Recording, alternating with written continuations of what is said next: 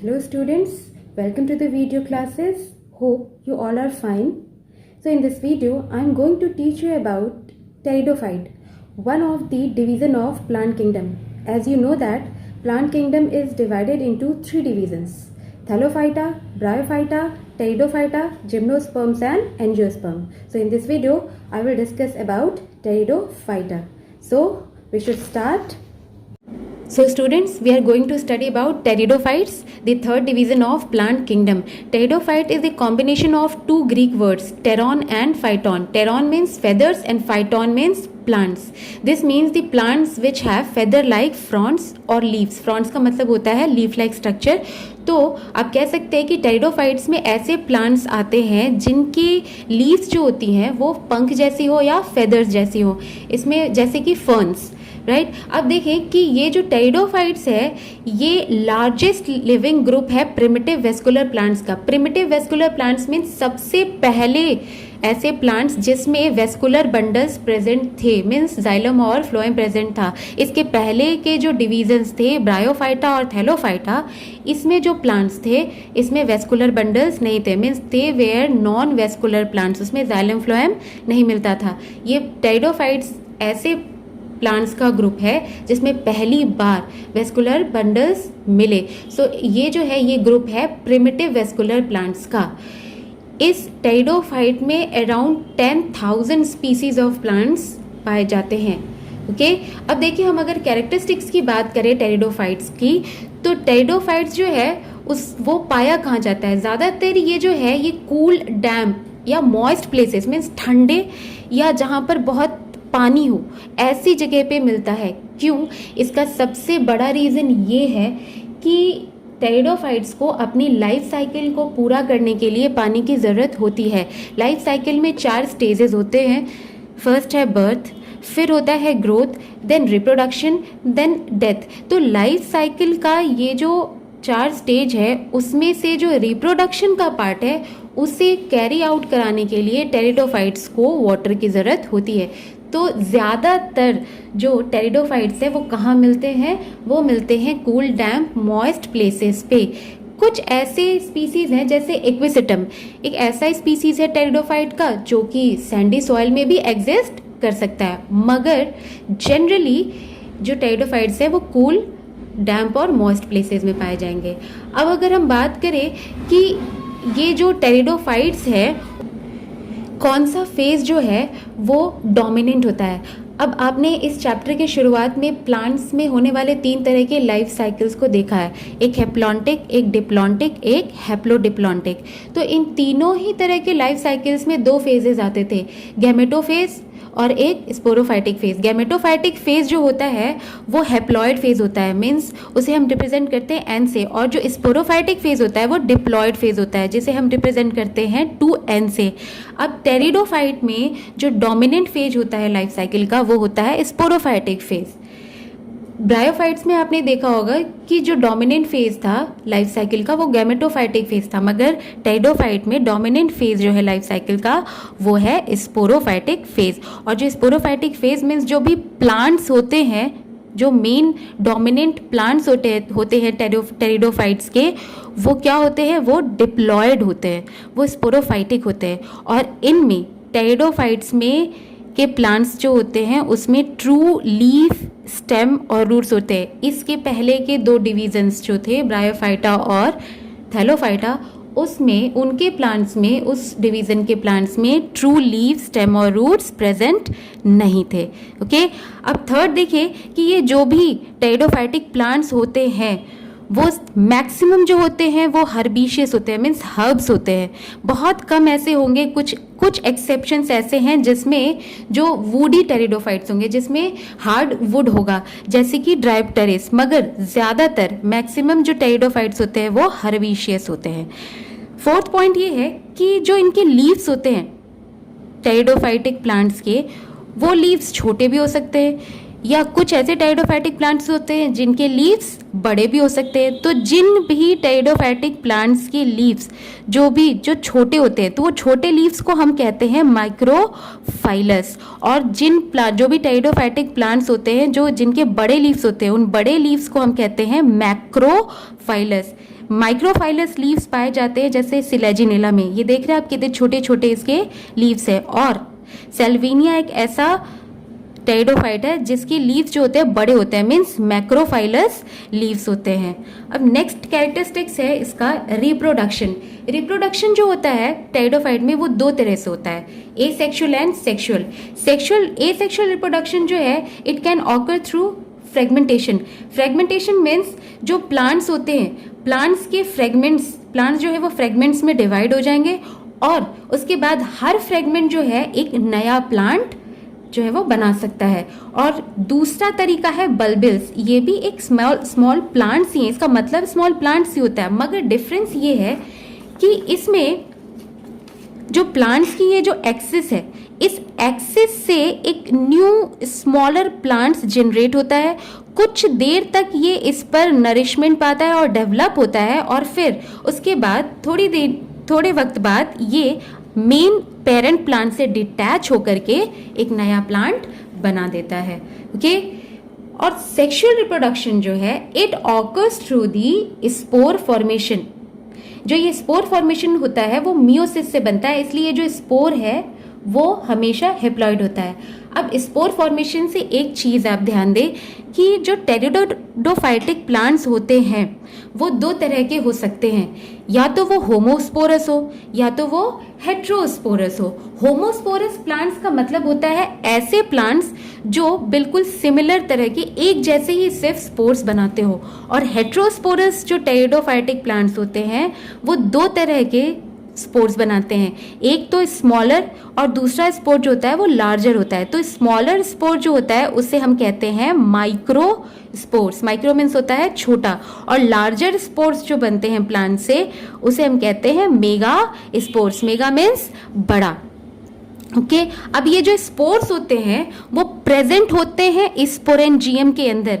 ये देखें, जो स्पोर्स हैं वो स्पोरेंजियम के अंदर होंगे, और ये जो माइक्रोस्पोर मतलब जो स्मॉलर स्पोर्स है वो प्रेजेंट होते हैं माइक्रोस्पोरेंजियम के अंदर। जो माइक्रोस्पोर्स है जिस स्पोरेंजियम के अंदर प्रेजेंट होते हैं उसे हम क्या कह रहे हैं, माइक्रोस्पोरेंजियम। और जो मेगा स्पोर्स है वो जिस स्पोरेंजियम के अंदर प्रेजेंट होंगे, ये देखिए ये है मेगा स्पोर्स, और ये जिस स्पोरेंजियम के अंदर है उसे हम कह रहे हैं मेगा स्पोरेंजियम। अब ये जो स्पोरेंजियम है वो भी एक लीफ लाइक एपेंडेजेस होते हैं, उनके अंदर प्रेजेंट होते हैं। तो जो ये लीफ लाइक एपेंडेजेस मीन्स जो आउटग्रोथ, लीफ लाइक ये जो लीफ लाइक स्ट्रक्चर देख रहे हैं जो आउटग्रोथ है, इसके अंदर स्पोरेंजियम प्रेजेंट है। ये देख रहे हैं आप, ये स्पोरेंजियम इसके अंदर प्रेजेंट है। तो ये जो लीफ लाइक एपेंडेजेस है, जो स्ट्रक्चर है, उसको हम कहते हैं स्पोरोफिल्स। और जिस स्पोरोफिल के अंदर मेगा स्पोरेंजियम प्रेजेंट है उसे हम कहेंगे मेगा स्पोरोफिल, और जिस स्पोरोफिल के अंदर माइक्रोस्पोरेंजियम प्रेजेंट है उसे हम कहेंगे माइक्रोस्पोरोफिल। राइट, समझ आया? देखिए फिर से रिपीट करते कि जो होमोस्पोरस प्लांट्स जो होते हैं वो सेम एकदम बिल्कुल एक जैसे स्पोर्स जो बनाएंगे, लेकिन जो हेट्रोस्पोरस प्लांट होते हैं वो दो तरह के स्पोर्स बनाते हैं, स्मॉलर माइक्रोस्पोर्स और लार्जर मेगा स्पोर्स। ओके, अब ये जो माइक्रोस्पोर्स है वो प्रेजेंट होते हैं माइक्रोस्पोरेंजियम के अंदर, और जो मेगा स्पोर्स होते हैं जिस स्पोरेंजियम के अंदर है उसे हम कह रहे हैं मेगा स्पोरेंजियम। अब ये स्पोरेंजियम जो होते हैं वो फर्दर प्रेजेंट होते हैं एक लीफ लाइक एपेंडेजेस जिसको हम कहते हैं स्पोरोफिल। तो मेगा स्पोरेंजियम जिस स्पोरोफिल के अंदर है उसे हम कह रहे हैं मेगा स्पोरोफिल, और माइक्रोस्पोरेंजियम जिस स्पोरोफिल के अंदर उसे हम कह रहे हैं माइक्रोस्पोरोफिल्स। और ये सारे स्पोरोफिल्स एक साथ मिलकर एक स्ट्रक्चर बनाते हैं जिसे कहते हैं स्ट्रोबेलाई। और ये देख रहे हैं ये पूरा का पूरा क्या है, स्ट्रोबेलाई, और ये उस स्ट्रोबेलाई का एक्सिस। और ये जो स्ट्रोबेलाई है वो प्रेजेंट होता है एक स्टेम के टिप पर ऊपर। ये देख रहे हैं ये जो स्ट्रोबेलाई है ये उसका सेक्शन है जो हम स्टडी कर रहे थे। ओके, अब तो स्पोर्स जब बन गया तो ये जो स्पोर्स है किससे बन रहे हैं, मियोसिस से। मियोसिस से स्पोरेंजियम के अंदर जब स्पोर्स बन गए जो कि कैसे हैं, हैप्लॉइड, ये हैप्लॉइड स्पोर्स फर्दर जो है वो डेवलप करेंगे और बनाएंगे गैमेटोफाइट्स। राइट, अब गैमेटोफाइट्स तो बन रहे हैं, मगर अभी मैंने आपको बताया कि दो तरह के टेरिडोफाइट्स होते हैं, होमोस्पोरस टेरिडोफाइट्स और हेट्रोस्पोरस टेरिडोफाइट्स। तो होमोस्पोरस टेरिडोफाइट्स जो होते हैं वो उससे निकलने वाले जो स्पोर्स या उससे बनने वाले, ऐसे प्लांट से बनने वाले जो स्पोर्स होंगे, वो जब गैमेटोफाइट बनाएंगे तो वो बाइसेक्सुअल गैमेटोफाइट बनाएंगे। मीन्स ऐसे गैमेटोफाइट जिस पे मेल और फीमेल सेक्स ऑर्गन दोनों एक साथ प्रेजेंट होगा। लेकिन जो हेट्रोस्पोरस टेरिडोफाइटिक प्लांट्स हैं वो दो तरह के स्पोर्स बना रहे थे। एक तो वो मेगा स्पोर बना रहे थे जो कि बड़ा था, और माइक्रोस्पोर जो कि छोटा स्पोर था। तो जो मेगा स्पोर बन रहे हैं वो मेगा स्पोर्स डेवलप होते हैं फीमेल गैमेटोफाइट में, और फीमेल गैमेटोफाइट जो है उसी पर होता है फीमेल सेक्स ऑर्गन, और इस फीमेल सेक्स ऑर्गन का नाम होता है आर्कीगोनियम, और आर्कीगोनियम के अंदर होगा female gamete that is egg. और जो माइक्रोस्पोर बन रहा है वो माइक्रोस्पोर डेवलप होता है और बनाता है मेल गैमेटोफाइट। मेल गैमेटोफाइट जो है उस पर ही होता है मेल सेक्स ऑर्गन। इस मेल सेक्स ऑर्गन को हम लोग कहते हैं antheridium, and this antheridium contains antherozoids और स्पर्म जो कि होता है मेल गैमेट, और फर्दर इसका होता है फर्टिलाइजेशन, राइट। अब देखें कि फर्टिलाइजेशन, जब मैं आपको ये बता रही थी कि ये टेरिडोफाइट्स जो है वो उन्हें अपनी लाइफ साइकिल को पूरा करने के लिए वाटर की ज़रूरत है, और लाइफ साइकिल के कौन से पार्ट को, रिप्रोडक्टिव पार्ट को। क्या ऐसे स्टेप्स हैं जिसको पूरा करने के लिए या जिसको कैरी आउट करने के लिए टेरिडोफाइट्स को वाटर की ज़रूरत होती है? तीन चीज़ें होती हैं, तीन प्रोसेसेस होते हैं जिनके जो वाटर के बिना नहीं हो सकते। पहला प्रोसेस जो है वो है इस मेल सेक्स ऑर्गन एंथ्रीडियम का dehiscence, means dehiscence of antheridium, और break down of antheridium requires water. और जैसे ही एंथ्रीडियम जो है वो ब्रेक डाउन होगा, उसमें से एंथ्रोजॉइड्स जो है वो रिलीज होंगे, and this release of antherozoids और sperm also requires water. And after that the third process, the transportation of anthrozoids to the female sex organ also requires water. Without water, this transportation does not occurs. Now, after reaching to the female sex organ, inside female sex organ, sperm fertilize with egg. Since this fertilization occurs inside the female sex organ, so this fertilization which occurs in pteridophytes is called as oogamous fertilization. Okay, now after fertilization what happens? Zygote is formed. ये अच्छे से हम life cycle से समझ सकते हैं। जैसे ही fertilisation होता है तो क्या होता है? जाइगोट बनता है। जाइगोट, अब ये जाइगोट जो है फॉर्मेशन, ये स्टार्टिंग होता है स्पोरोफाइटिक या डिप्लॉयड फेज का। जाइगोट बना, जाइगोट से एम्ब्रियो डेवलप होगा। अब ये जाइगोट से जो एम्ब्रियो का डेवलपमेंट हो रहा है ये कहाँ होता है? ये जो डेवलपमेंट होता है वो गैमेटोफाइट पर ही होता है, फीमेल गैमेटोफाइट पर ही होता है कुछ देर के लिए, और फिर एम्ब्रियो जो है फर्दर डेवलप होकर के गैमेटोफाइट से फ्री हो जाता है, और फ्री होकर के नया प्लांट बनाता है टेरिडोफाइट का, और वो टेरिडोफाइट प्लांट जो होता है वो डिप्लॉयड होता है। सो हम ये कहते हैं कि जो डोमिनेंट फेज है टेरिडोफाइट्स का वो फ्री डोमिनेंट फेज जो होता है टेरिडोफाइटिक प्लांट्स का वो स्पोरोफाइट्स होते हैं। स्पोरोफाइट्स, अब फिर से वो साइकिल चलेगा। स्पोरोफाइट जो है उस पे स्पोरोफिल्स होते हैं, स्पोरोफिल्स के अंदर स्पोरेंजियम, और स्पोरेंजियम के अंदर मियोसिस से फिर बनता है स्पोर। अब ये स्पोर क्या है? स्पोर है haploid state. Spore is the starting of the gametophytic और हैप्लॉयड फेज। स्पोर से फिर से क्या बनेगा? गैमेटोफाइट। अब गैमेटोफाइट में या तो आर्कीगोनियम हो या एंथ्रीडियम हो। आर्कीगोनियम में एग है, एंथ्रीडियम में स्पर्म है, फिर से एग और स्पर्म फर्टिलाइज करेंगे और फिर जाइगोट बनेगा, और इस तरह से ये पूरा साइकिल कंटिन्यूअस चलता रहता है। इस साइकिल के दौरान एक बात मैंने आपसे ये कही कि ये जो जाइगोट का डेवलपमेंट होता है एम्ब्रियो में। मतलब कि आप कह सकते हैं the formation and development of embryo occurs in the gametophyte. तो ये वाला जो पॉइंट है, it is considered as a precursor of seed habit, means ये स्टार्टिंग होती है सीड हैबिट की, और ये बहुत इंपॉर्टेंट स्टेप है इवोल्यूशन का।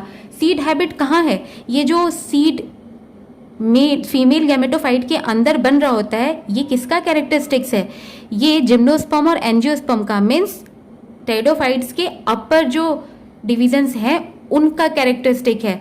लेकिन स्टार्टिंग कहाँ से हो रही है इस सीड हैबिटेट की? कहीं ना कहीं उस सीड हैबिटेट की जो स्टार्टिंग, जो उसका प्रिकर्सर है, वो टेरिडोफाइटिक प्लांट्स ही है। सो टेरिडोफाइट में ये वाला स्टेप जिसमें डेवलपमेंट जो एम्ब्रियो का और गैमेटोफाइट का, जो एम्ब्रियो का डेवलपमेंट जाइगोट से गैमेटोफाइट पे हो रहा है, it is considered as the precursor of seed habit. Okay. Further, pteridophytes are divided into 4 classes. You don't have to read these classes in detail, but you have to remember the name and examples of some pteridophytic plants included in these classes. So first class is Psilopsida, which includes the pteridophytic plant Psilotum. Then second class is Lycopsida, which includes the pteridophytic plants like Selaginella, Lycopodium. Now third class is Sphenopsida, which includes Equisetum species. Fourth class is Pteropsida, which includes some woody pteridophytes like Dryopteris, Pteris, Adiantum, etc. Now further, what are the economic importance of pteridophytes? First economic importance is ornamental value. इसकी ornamental value means इस plants को, जो टेरिडोफाइटिक plants, कुछ ऐसे plants होते हैं जिनको सजावट के लिए घरों में ग्रो करते हैं, गार्डन्स में ग्रो करते हैं, जैसे कि एडियंटम, पॉलीपोडियम। ये ऐसे फर्न्स हैं, ऐसे प्लांट्स हैं जो ऑर्नामेंटल प्लांट्स कहलाते हैं, जो गार्डन्स में शो के लिए ग्रेसफुल फॉलिएज, इनके जो पत्ते होते हैं वो काफ़ी खूबसूरत होते हैं देखने में। इस वजह से ये जो प्लांट्स होते हैं इन्हें गार्डन में शोई प्लांट्स की तरह ग्रो किया जाता है। फिर सेकंड जो इकोनॉमिक इम्पोर्टेंस है वो है मेडिसिन्स की तरह यूज़। अब टेरिडोफाइट्स के कुछ स्पीसीज जो हैं उनका मेडिसिनल यूज़ भी है, जैसे ड्रायोप्टेरिस जो है वो एंटी पैरासाइटिक ड्रग्स, मीन्स जो पैरासाइट्स होते हैं उनके अगेंस्ट मेडिसिन बनाने में यूज़ होता है। इसके जो राइजोम्स जो होते हैं और जो इनके पेटियोल्स होते हैं, मीन्स लीफ के ये जो पेटियोल्स होते हैं और जो राइजोम्स जो होते हैं इस ड्रायोप्टेरिस के, उनसे एक्सट्रैक्ट निकालते हैं और उन एक्सट्रैक्ट से बनाते हैं ड्रग्स या मेडिसिन्स जो anti parasitic property carry out करते हैं। और दूसरा एग्जाम्पल है लाइकोपोडियम। ये लाइकोपोडियम जो है वो एक रूमेटिक फीवर होता है और एक कुछ डिसऑर्डर्स होते हैं लंग्स और किडनीज के, जिसको ठीक करने, जिसके ट्रीटमेंट में लाइकोपोडियम के एक्सट्रैक्ट का यूज होता है। Third importance is it is used as food. Best example is Marsilea. Marsilea में बहुत ज़्यादा स्टार्च होता है, इसकी काफ़ी न्यूट्रिटिव वैल्यू होती है, इस वजह से मार्सिलिया जो है वो फूड की तरह यूज़ होता है। So students, this is all about Pteridophyta. Okay? So students, that's all for this video. In next video, I will discuss about the another division of plant kingdom, that is gymnosperm. And along this video, I am providing you the notes which you have to write it down and submit it on time. Till then, be safe, stay home, use mask, and don't forget to sanitize yourself. Have a nice day.